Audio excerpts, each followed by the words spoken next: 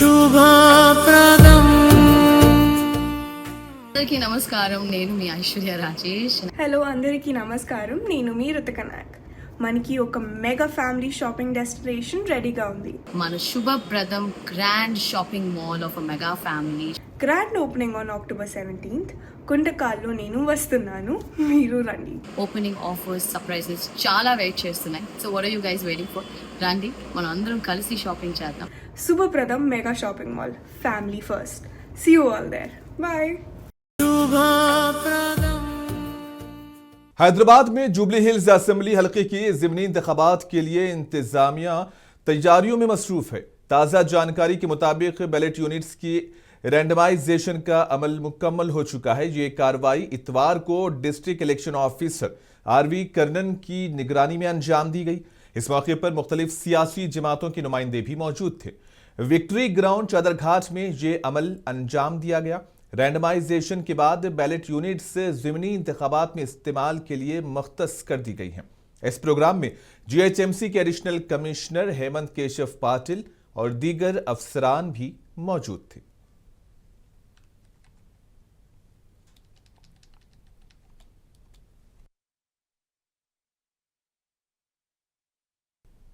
Jubilee hills ज़िमनी इंतखाब में कांग्रेस उम्मीदवार की हिमायत के लिए तेलंगाना के चीफ मिनिस्टर रेवंत रेड्डी बड़ी इंतखाबी मुहिम का आगाज करने जा रहे हैं। रेवंत रेड्डी 30 और 31 अक्टूबर और फिर 4 और 5 नवंबर को जुबली हिल्स के तमाम 6 डिवीजन्स में मुतवातिर रोड शो करेंगे और अपनी पार्टी के उम्मीदवार के लिए अवामी हिमायत हासिल करने की कोशिश करेंगे। बताया गया है कि सीएम रेवंत चाहते हैं कि कांग्रेस उम्मीदवार के हक में वोट बढ़ें और जुबली हिल्स में नवीन यादव की शानदार कामयाबी यकीनी बने।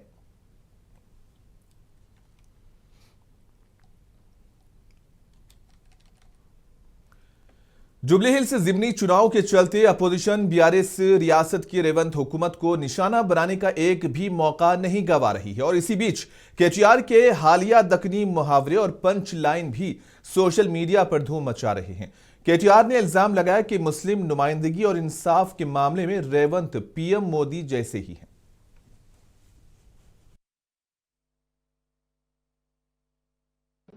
2 साल हो गए, 2 साल हो गए हुकूमत बनके।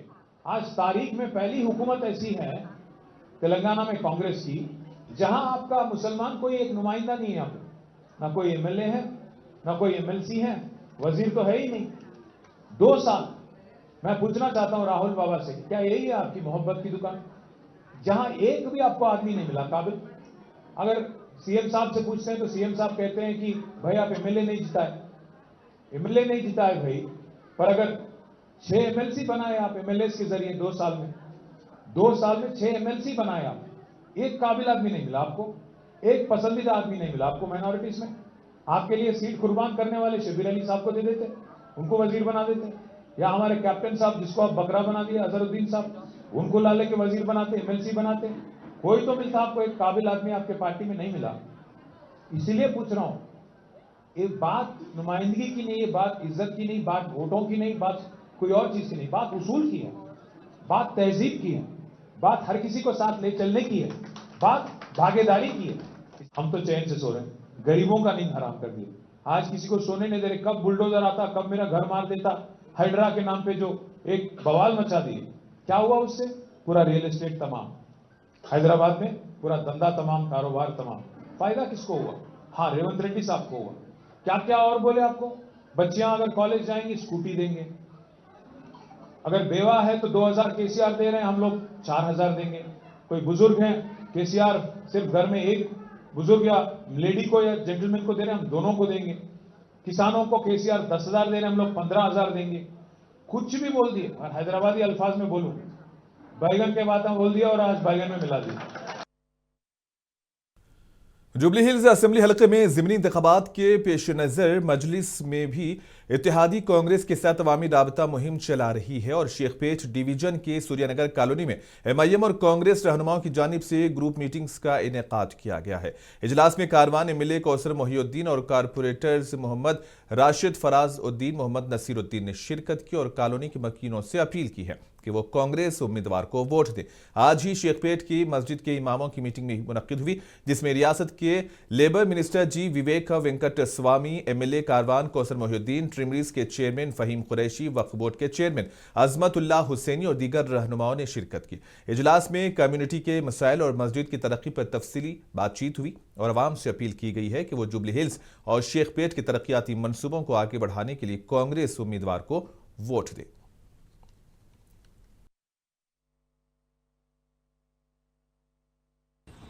इसी इलाके के अंदर एक साबिका मिनिस्टर साहब ने एक कॉलोनी के अंदर आए और अपने आप को बड़े बड़े बातें कर रहे थे। मैं उनसे पूछना चाहता हूं, 10 साल तक इख्तिदार पे रहने के बाद कभी आपको हमारे बस्तियां, हमारे कॉलोनियां, हमारे अपार्टमेंट्स नजर नहीं आए। आज जब आपकी जमात, मेरी जमात, एक सियासी जमात कांग्रेस को कायद करने के बाद पूरे के पूरे साबिका एमएलए हो, साबिका मिनिस्टर्स हो या साबिका चेयरमैन हो, तमाम के तमाम शेखपेट, यूसुफपुरा, इधरा गड्ढे की तरफ जहां पर हम कसीर तादाद में मुसलमान बसते हैं, उन आबादियों के अंदर जाकर गुमराह करने की कोशिश कर रहे हैं। मैं ये भी बताना चाहता हूं कि यहाँ के जो साबिका एमएलए थे, हमारे आबादियों के नाम, हमारे बस्तियों के नाम लेने से उनको काफी तकलीफ का सामना करना पड़ता था। केटीआर कहते हैं कि बीआरएस ने अपने दौरे इख्तिदार में आईटी शोबे की तरक्की के लिए नुमायां इक़दामात किए हैं और इसका असर वाज़ेह तौर पर आददोशुमार में नजर आ रहा है। बीआरएस कायद के मुताबिक आईटी शोबे में मुलाजिमतें भी दुगनी से ज्यादा बढ़ गई हैं। आईटी एक्सपोर्ट, जैसे अभी भाई कह रहे थे, आईटी एक्सपोर्ट्स जिस दिन हमारी हुकूमत बनी 2014 में, IT exports were only 57,000 crore. In 2023, they rose almost to 2,41,000 crore, almost 4 times. वैसे ही जिस दिन हमारी हुकूमत आई थी तेलंगाना में 2014 में, the total number of employees working in IT sector in Hyderabad was only 3,23,000. But the day we left office in 2023, the number rose from 3,23,000 to 9,16,000. That's the kind of work we've done. That's the kind of efforts we've put in. We've put in efforts not only in IT, we've also ensured the green cover of our state grows. 7.7% increase in green cover, highest for any state in the country. हरित हारम के नाम पे आगे आने वाले नस्लों के लिए, फ्यूचर जनरेशंस के लिए, उनकी देखभाल के लिए, उनकी अच्छी जिंदगी के लिए। जुबली हिल्स ज़िमनी इंतखाब से पहले सियासी कशीदगी बढ़ती जा रही है। चामला किरण रेड्डी ने हरीश राव के बयानात का सख्त जवाब दिया। इन्होंने इल्जाम आयद किया कि बीआरएस लीडरों ने इख्तिदार का नाजायज इस्तेमाल करते हुए ज़ाती मफादात के लिए ज़मीन और तालाबों पर कब्जे किए और उसी का नतीजा है कि शहर हैदराबाद में मामूली बारिश होने पर मुश्किलात पैदा हो रही हैं और ये सूरत हाल पिछली नाकामी का नतीजा है। हरीश राव गारू इयाला मीरू एक्कडो माట్లాడుకుంటా గువ్వ గుయ్యమంటది, చెంప చెల్లుమంటదని మాట్లాడుతారు. ఎవరి గువ్వ గుయ్యమంటదో, ఎవరి చెంప చెల్లుమంటదో 11వ తారీఖు నాడు తెలుస్తుంది. మా మామ 1,00,000 ఇల్లులు కట్టించిండు హైదరాబాద్లో. రేవంత్ రెడ్డి వచ్చి 1,00,000 ఇల్లులు కూల్చిండు హైదరాబాద్కి అంటుండు. నిన్న మననే వర్షాకాలం అయిపోయింది. ప్రజలు ఎంత ఇబ్బందులు పడుతున్నారో చూస్తున్నాం. వాళ్ళ మామ హైదరాబాద్ న్యూయార్క్ చేస్తా అని చెప్పి ఏం చేసిండా అంటే 1,00,000 ఇల్లులు ఎక్కడ కట్టిండో మాకు తెలియదు, ఎవరికి ఇచ్చిండో మాకు తెలియదు. మరి ఆ 1,00,000 మంది వచ్చి రోడ్డు మీద వచ్చి చెప్పియమని చెప్పి, కానీ ఒకటైతే చేసి వీళ్ళు ప్రభుత్వ అధికారులను అందరినీ చేతి కింద పెట్టుకొని ఇష్టానుసారంగా నాలాల మీద, చెరువుల మీద పర్మిషన్లు ఇచ్చి ఇవాళ హైదరాబాద్ నగరాన్ని, తెలంగాణ వచ్చిన తర్వాత హైదరాబాద్ని ప్రపంచ ఖ్యాతి నగరంగా చేస్తా అని చెప్పిన వాళ్ళు మొత్తం మునిగిపోయే నగరం చేసిరు. ఇవాళ రేవంత్ రెడ్డి గారి సర్కార్ వచ్చిన తర్వాత ఈ హైదరాబాద్ నగరం ప్రతి వానాకాలం చిన్న చిన్న వానలు పడితే కూడా ఎక్కడ పోలేని పరిస్థితి వస్తే హైదరాబాద్లో ఇల్లీగల్గా చెరువుల మీద కట్టిన వాళ్ళను, నాలా మీద కట్టిన వాళ్ళకు వార్నింగులు ఇచ్చి కొన్ని మరీ దారుణంగా రివర్ బెడ్లో కట్టినవి ఉంటే కూలగొట్టే ప్రయత్నం చేసిరు. जहीराबाद में तेलंगाना माइनॉरिटी स्कूल के कई तुलबा व तालिबात ने MBBS की नशिस्तें हासिल की है। इन स्टूडेंट्स को BRS वर्किंग प्रेसिडेंट KTR और रुकने असेंबली हरीश राव ने एजाज से नवाजा। इस मौके पर MBBS नशिस्तें हासिल करने वाले तुलबा व तालिबात और उनके वालिदैन को शाल उड़ाकर हौसला अफजाई की गई। उनकी मेहनत को सराहा गया। हरीश राव ने कहा कि BRS हुकूमत ने ऐसे स्कूल्स के जरिए माइनॉरिटी कम्युनिटी को मेयारी तालीम फराहम की है। आपको रखिए बाखबर, देखिए मुनसिफ टीवी, लाइक कीजिए, शेयर कीजिए और सब्सक्राइब कीजिए। स्क्रीन पर दिया गया बेल बटन जरूर दबाइए।